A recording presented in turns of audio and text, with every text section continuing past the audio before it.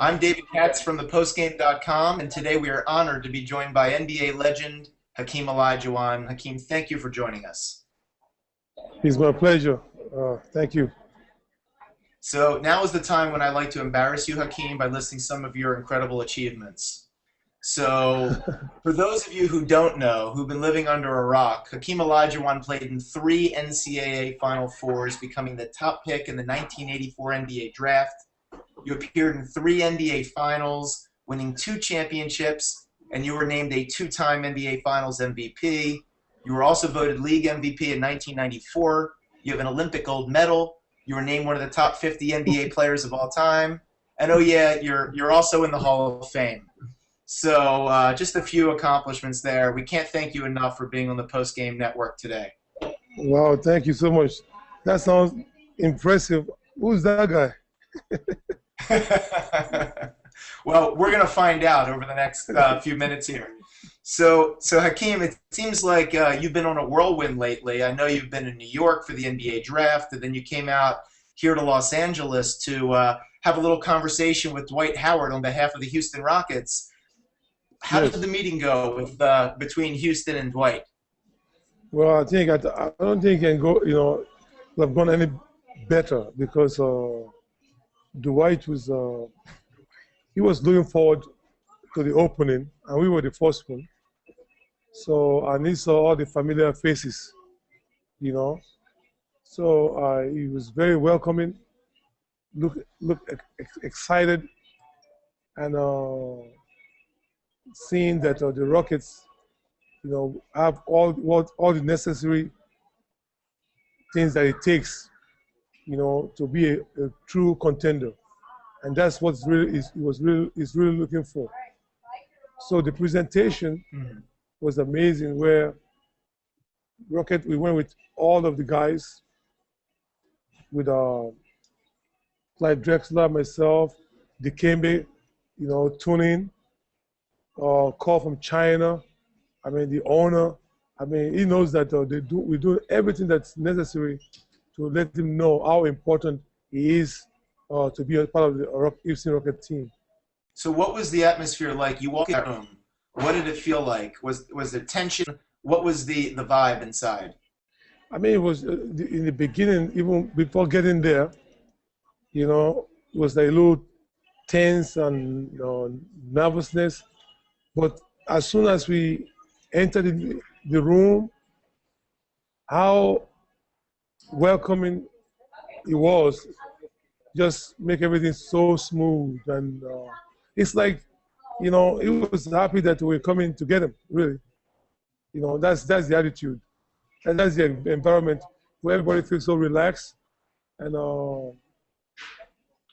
it was more easy and talking about, the familiar words of, we know you, for yourself, as a big man, we're going to come to you. You're going to get the ball. You have James Harden there. You have the backcourt. You're going to get the ball. The coach was there, knowing that we need your presence in the middle. So we were speaking his language, and this is what he wanted. So he was so excited. And also the city of Houston, how much better, economic-wise, less expensive than LA. All the tax benefits that if you truly want to win championship, this is the right team for him. And I think he feels the sincerity that this is a true opportunity that he can make something special. It's great. What do you think, no matter what team he ends up on next year, what do you think Dwight needs to do to succeed wherever he goes? Well, first of all, I think he needs to be comfortable, knowing that there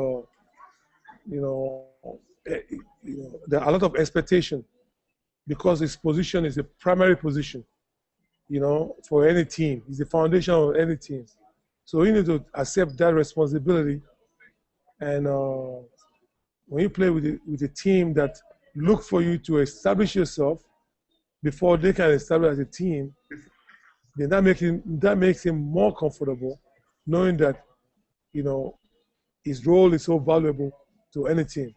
And he has all the capabilities, the talent to make that happen. So with all that, where do you think he ends up? Uh, well, I think Houston has the most legitimate shot. I would think it's 85% chance that we end up in Houston. But you never know. But after that meeting we had, I felt very comfortable that we have the best chance to get him. Great. Let's move on. I want to talk a little bit about playing in the post. Can you tell us a little bit about your summer's post moves training sessions that you've been doing with other NBA players? Uh, it's been really interesting. I don't realize how much fun it is to teach. But when you're working with some great talents, where we can take the basketball into another level, not just playing with basic moves, to go into more of advanced, complicated moves to execute a certain condition. And when you work with these guys, just seeing the development of the first day, where we start breaking down moves, and first of all, is the demonstration. Then you break it down. Then imitation of the moves. Then repetition until it becomes natural. Then to see them so comfortable the second day, the third day, where it becomes more natural. So the goal is always how to create space so you can get your shot off, how to freeze your guy so you can get the shot uncontested. Those are the kind of technical moves that you have to do to make the game much easier for them. I've seen some of your videos on your YouTube channel, youtube.com/dreamshake, where the Yes. E and the A is a 34 in honor of your number, so Dream 34 Shake. And it looks like you could go out there today and play and become an all-star, by next year. You still got the moves, Hakeem. Well, you don't lose the moves. It's the recovery period. you know, because first of all, conditioning to be in shape in order for me to demonstrate.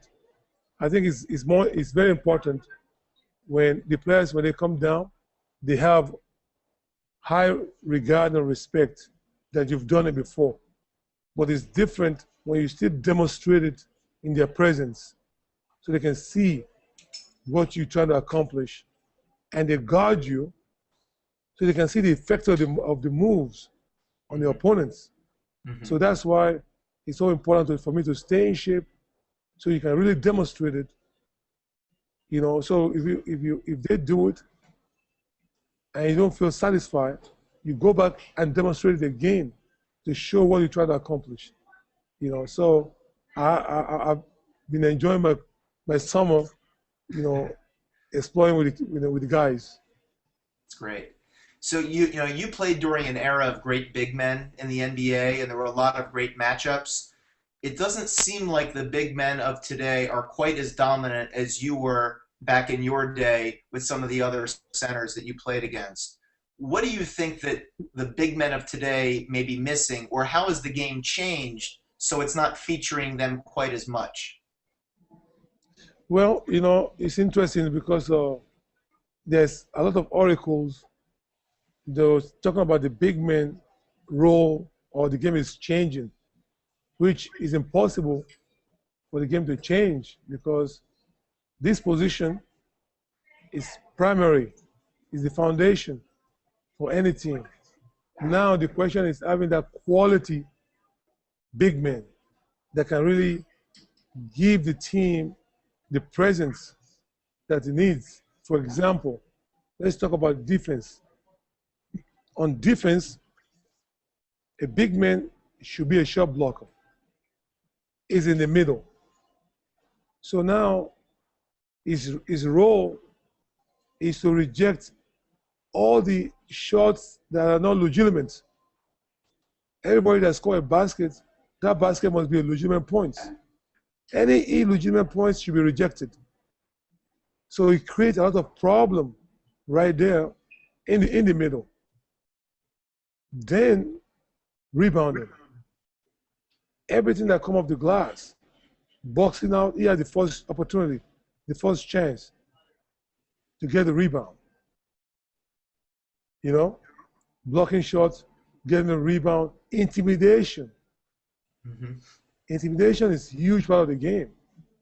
That's just on defense. Now we go on offense. He's the primary focus of offense. He has to have his post moves. So when you get the ball in the post, try to get the other big man in foul trouble. So he forces double team and triple team, which creates a big problem for the opponent because they have to leave their guys, 2-3 guys have to leave a shooter to go and double and triple team, which give a wide open shots. So he creates his own shots and then create opportunities for the rest of the team. So how many positions in basketball that can give you that much in the game of basketball? So the game cannot go away from that. Now it's more of a developing that quality big man, which is always rare. You know, now it's norm. Big men come every once in a while. A great big man will come. Then you have a team, a championship team, for 10 years. Then another time you see another big man comes. But our time was very unusual to have quality big men at the same time. Yeah. That was very unusual. It wasn't the norm. The norm is now. That's why before, if a big man can just run down the floor, can block shot, he'll be drafted as a project because it's lack of big men. But today, we're back to the same cycle where the big men are very few that are real dominant big men. You know, so it's norm. It's always very difficult because once you start getting to be a 7-footer, you start to lose coordination, that skills, you know. So, but when you find a solid big man, you have a foundation. Do you think that the fact that players were coming out of high school right into the pros, and then today they're not forced to stay in college beyond 1 year, do you think the lack of time in college is contributing to these big men not developing quite as much? Oh, well, I think that just that will contribute to more of the lack of experience for the rookies for the first couple of years. Mm-hmm. Because what is the advantage of playing in college? Is by playing basketball, competition, the social skills, all the things that you have to learn.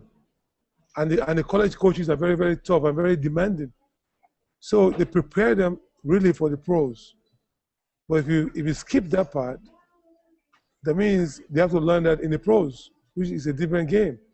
Mm-hmm. So only very few that will go from high school that can really excel in the first year or the first few years. Mm-hmm. That's unusual. But the big men, I think it's just the size and the concentration of teaching fundamentals. Because big guy, when they put in the position of center, the movement is very limited in the middle. But I'd like to work on a big man away from the post. Mm-hmm. So be more mobile and more skilled. So when you put him in the post, he will have to use the same skills to maneuver, to go away from the basics, to make more advanced and complicated moves in traffic. But in order for you to learn that, you must be very skillful. So you can play forward, small forward, power forward, and center. those positions are intertwined. Hmm. If you face up, you're a small forward or power forward. If you back up, center. So if you're playing against a guy that's taller than you, you should face up on him. If you're bigger, then you can post him. So you have to have different moves for different solutions for different problems. So you need some more of a big, skillful guy that understand the game and play to his strength. You know, and most of the time, the big men we have advantage on every given night because you know you can dominate the board, you can block shots, and they have to double team you. Hmm. So every time you play, you create more problems than any other position in the game. So let's talk about one of your star pupils, a guy named LeBron James, who's been in the news a little bit lately. So he had not won any championships. He then goes and trains with you in the summer at your academy, and all of a sudden he goes on and wins 2 consecutive championships. What were those workouts like with LeBron? And I'm giving you full credit for his success. Yeah. I don't know. I don't know. But I think LeBron, I mean, is incredible talent, very strong, he's skillful, he has the ball handling skills. Can you imagine then bring all those skills also? Because most of the night is bigger than the guy that's guarding him. So he should take advantage of his size in the post for his advantage. And that's what he was keen to learn, that I want to have that option to complete my game. So that was a huge compliment for me that he felt like I can teach him something. So, and we had a great time. What other players are going to be working out with you this summer? This summer, Amari's supposed to be coming back. Dwight's supposed to come. Then we're talking to Oklahoma with Baka or maybe Kevin Durant. So we have a few class of guys that can benefit. So how much did growing up playing soccer help you with your footwork? You're an artist with your footwork. How much of that was driven by soccer? I think that was the foundation, the instincts, you know, how to react and reflect, how to freeze a guy. Those things, you can't teach it.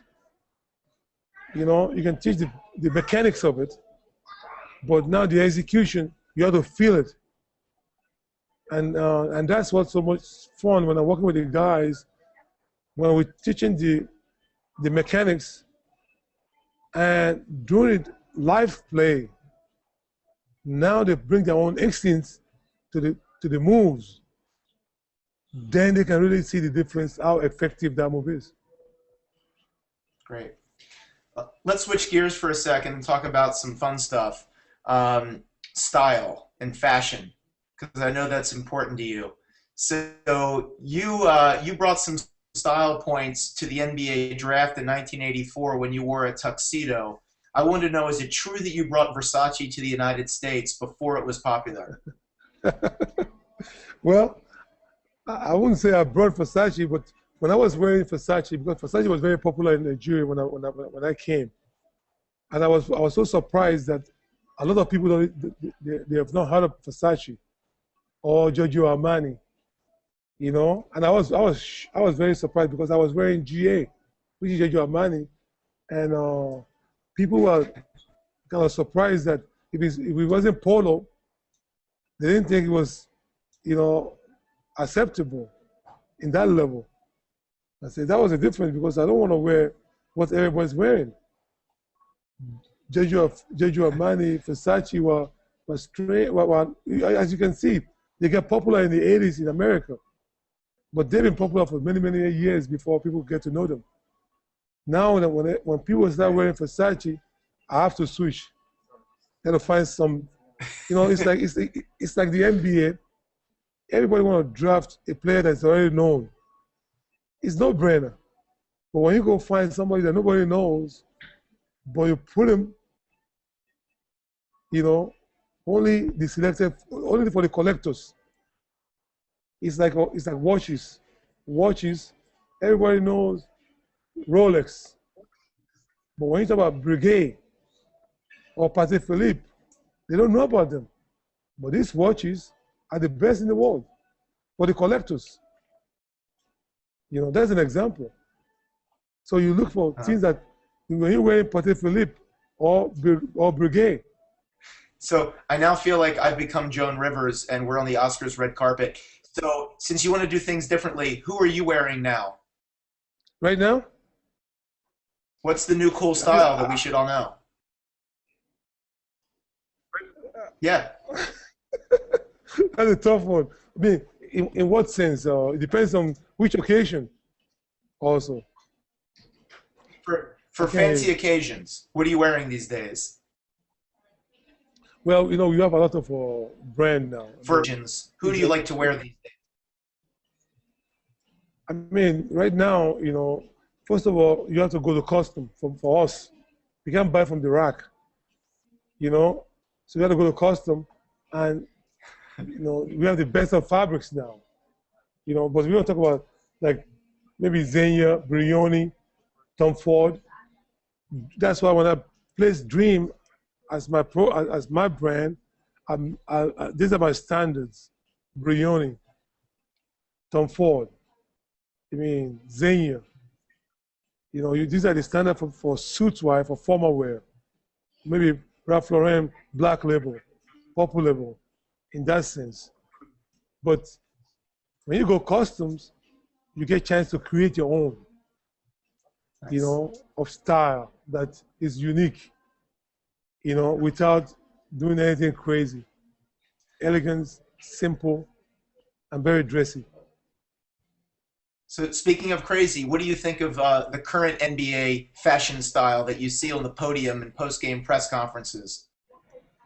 Well, I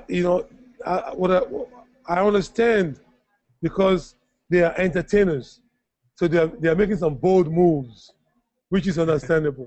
It's fashion, so it's acceptable. It's a lot of bold, not corporate, but entertaining. And I like that NBA is bringing some of the players now. They have that confidence and attitude to execute that. It's fashion, so I'm very happy to see those areas. But that's not my style. But at the same time, I appreciate and understand it. So let's talk a little bit about the globalization of basketball. So you showed up at the NBA draft and you surprised David Stern on your 30th anniversary of being the #1 pick. How hard was it to keep that secret and surprise him out on the stage? Well, the NBA, I mean, they did a fantastic job by keeping it secret because nobody really knows until I showed up. So they did a great job by keeping it secret, And that was so much fun. I cannot imagine not being there because when you look at when we're taking a picture, this is the commissioner with the #1 draft choice. So the picture was the first and the last pick of the draft for the commissioner. That picture was powerful when I saw that. I mean, so I think it was a great night. I really enjoyed it, and I'm very, very, very happy that I made it there. That's great. So one of Stern's legacies is that he was able to push the NBA into other parts of the world. What do you think is the next step in terms of the globalization of basketball? Well, I think just they have to continue the growth, which is very difficult, because I mean, but now the new age of the apps, the internet, different way of marketing, you know, the China, is just getting started, trying to go to start basketball in India, and all the other basketball countries that are new. The Philippines are huge in basketball, just to make it accessible where they can watch NBA basketball, they can watch college basketball, and of course, the pros now in the Olympics, the World Games, all these things are giving the global stage for people to see basketball in the highest level. I think that's really helping. I mean, like the championship, NBA championship was a great series, a true championship series, which was a global audience. And that's what needs to continue to maintain the growth of basketball globally. So you live in the country of Jordan for part of the year.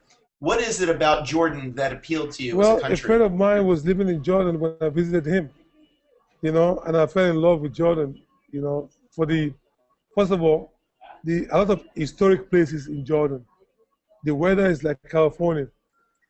And, you know, the simplicity of the lifestyle, I fell in love with the simplicity. When I went there after the season, and I was so surprised that I see kids going to school, walking to school, you know, uh, without, we're very safe. That was like when we were growing up, we used to walk to school. Then all of a sudden, I won't let my kids walk to school now. You know, then you see when you're driving down the street, people will wave you down to get a ride. I won't give anybody a ride anymore. So all these things still exist. And I was very surprised that, wow, this is incredible. That this is part of the lifestyle.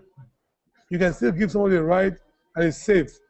You can allow your kids to go to school, walking to school, back with no problem. So the safety area, well, I was very impressed by that. The weather was incredible. No air conditioning.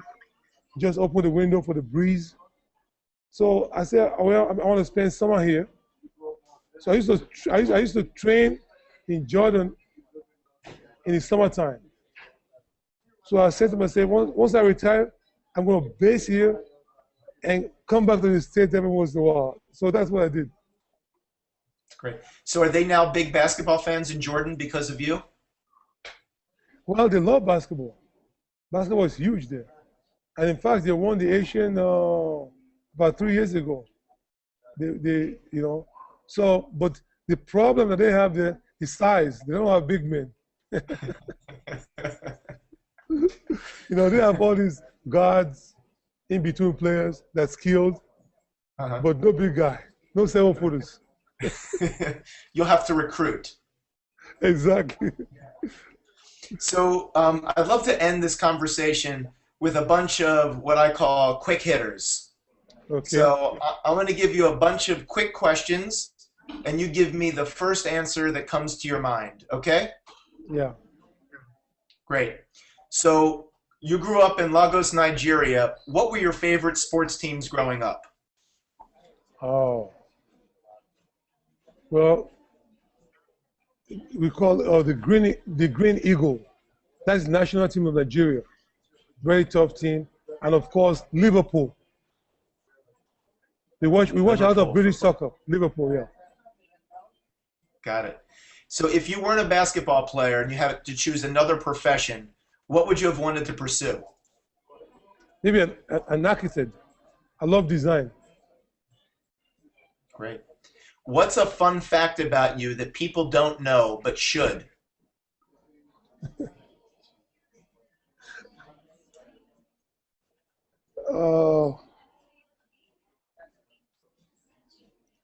Well, I don't know. I don't know.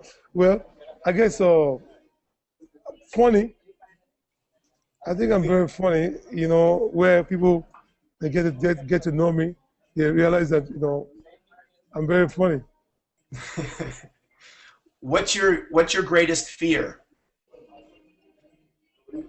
Wow. My greatest fear. My greatest fear. My greatest fear is just protecting my children, making sure they make the right decisions. I'm always fear of to help them understand so they can make right decisions, so they can be successful in their life. If you could have any superpower, what would it be?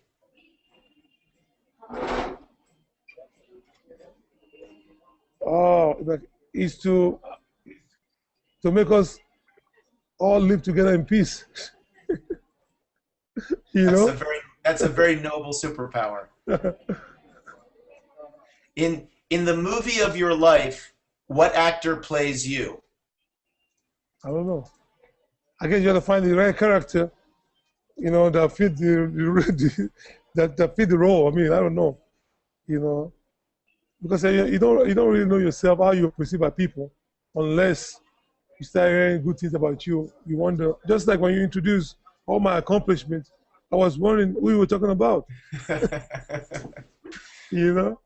What? Okay, so forget who's playing you. I'm sure it's someone very, very handsome. What's the Well, name of wow. this movie? Well, it can be coming to America. That's number one. Or American Dream. Okay, that's good. Yeah. Yeah. Um, what's an ideal date night with Hakeem Olajuwon? Wow. Well, first of all, it's to I mean, getting to know, you know, people in general, and to make people feel comfortable to be themselves. So, we can really benefit from the time spent, to learn about each other and something of value that we can take away from that dinner, where you can feel like it's something that you remember, that it's not just another dinner with somebody else, you know. So to learn about life and important things that we can benefit from to make our life much easier and more enjoyable. What's your favorite food? I like sushi. Sushi, I eat a lot of rice, you know, Um, peanut butter. Do you like crunchy or smooth? smooth. I always like anything that's smooth. Like your post moves. Well, thank you so much. What kind of music do you listen to? Well, it's been a long time that I listen to music, but I used to love jazz. Hmm. What's your favorite car? Well, I like German engineering, so we say Mercedes. Okay. You're extremely well traveled, but if you could travel anywhere in the world, where would you want to go? Well, I mean, I like wherever is tropical, I, as long as you have good weather. Weather play a primary role for me, where it changes the mood in the good weather.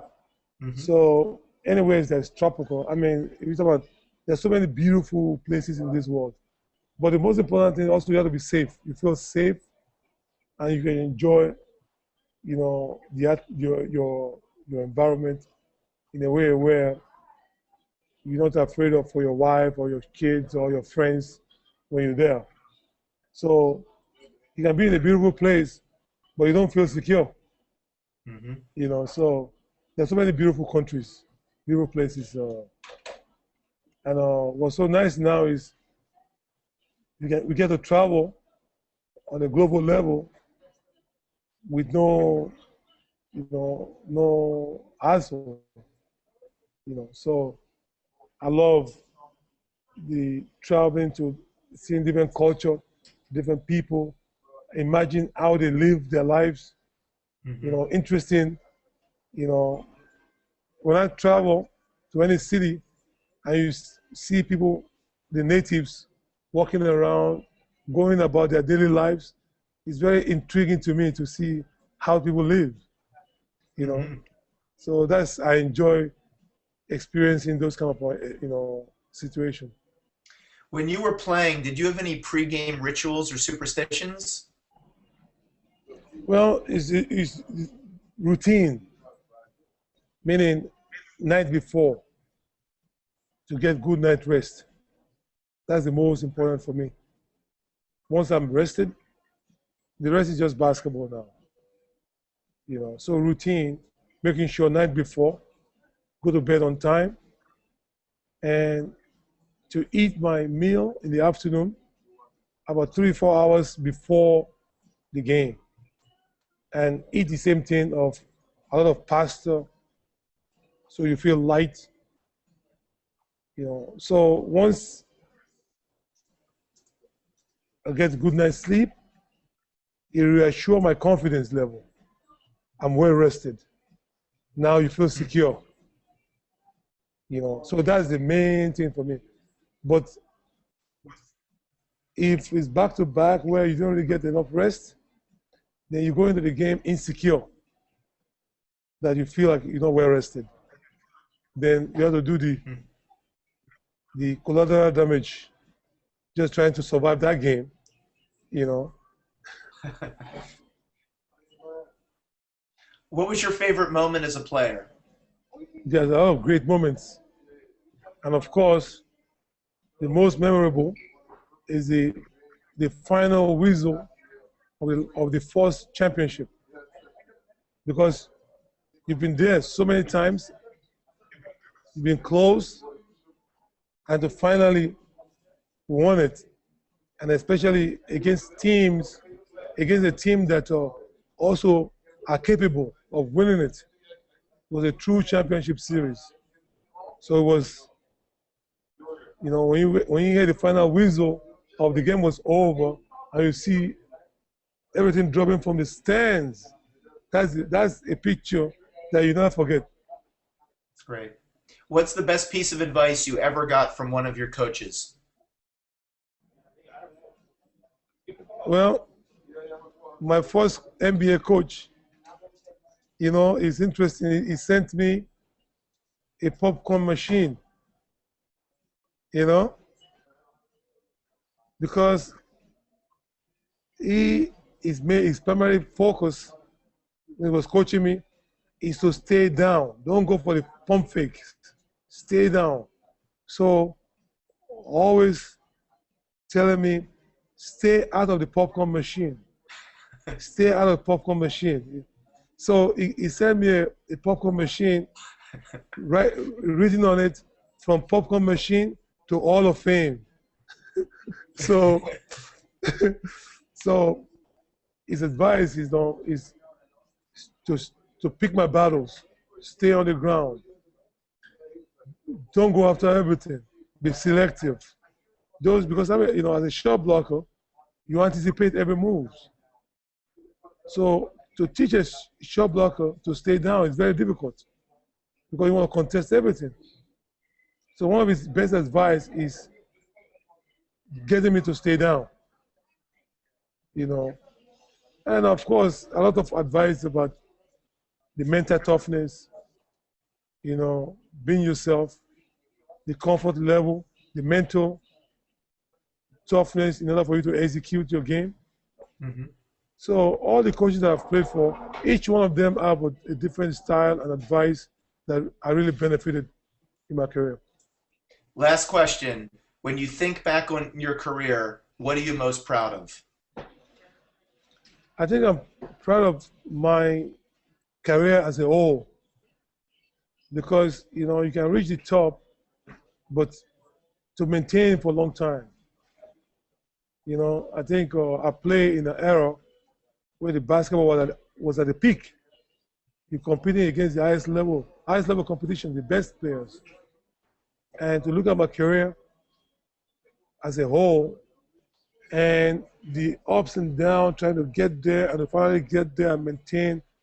So when I look back of my career, you have no regrets except joy of a great success and a career, where you feel like, wow, I have a wonderful career. I maximized it. I enjoyed it. And now, up till today, I'm still enjoying by teaching this to all the young players. you know. So I look at my career, not I look at it as a whole, that you have a long and successful career. Hakeem Olajuwon, thank you so much for being on the Post Game Network. Thank you so much for inviting me.